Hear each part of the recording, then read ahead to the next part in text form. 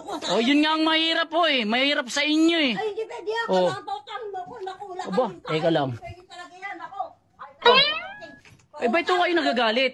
Ha? Pautangin mo ako dahil wala kaming kakainin. Nangungutang ako dyan sa ina mo. Wala ho akong pakialam kahit wala ho kayong kainin. Ang hirap ho kasi sa inyo, pag mangungutang kayo, dito ho sa tindahan namin.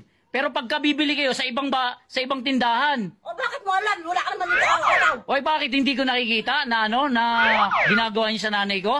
Ha? Itong utang kami, nagbabayad naman ako ng utang ha. Wala ho akong pakialam. Hindi ko kayo ibibigyan.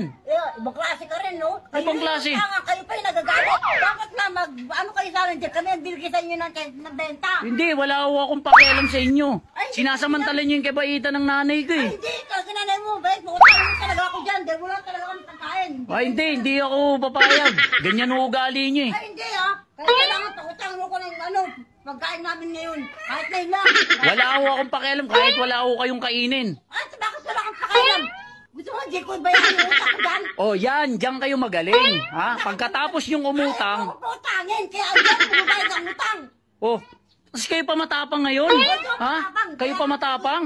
Nangungutang ako, di marunong ako magbayad. Kaya ayaw mo ko utangin. Ah, Hindi kaya ako pala. magbayad. Hindi Kaya ako pala, magbayad. ilang buwan na ho dito yung utang nyo? Ano ilang buwan? Ilang buwan na? Hindi nyo binabayaran yung nanay ko. Hindi namin kasi natatapusan. Isang buwan pa lang, kaya kung ayaw mo ko utangin. Hoy, bakit hindi kayo nagbabayad? Oh, masyado lang mabait yung nanay ko, kaya ganyan kayo. Kaya nakakautang kayo. Ano Grabe kayo.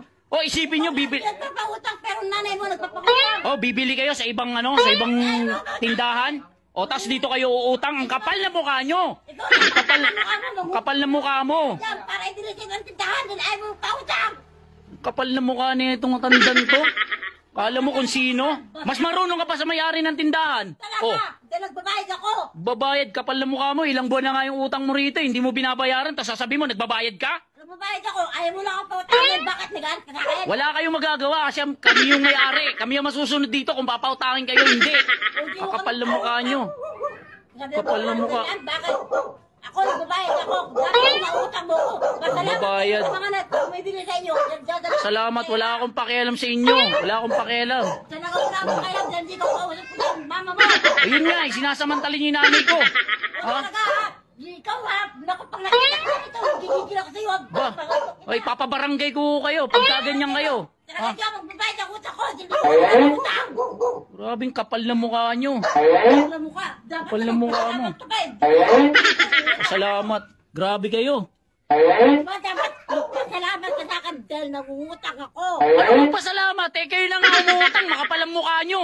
Ba, Kapal na mukha nyo. nagpapakabal ako ng mukha dahil nagbabayad ako. Pero kung ikaw din ang utangan ko, Ba? wala kang kwenta. Dapat magsara na Kwenta. kayo. Magsara. Magsara na kayo dahil ayaw nyo magpangutang. Bit kami magsasara. Eh, kung kayo lang naman ang uutang. Di bali na lang. Talaga, uutang ako. Pag wala ka dyan, ikaw na lalaki ka, uutang ako pagdating ng mama mo. Kapal na Hindi ako mukha nyo. nangungutang sa'yo.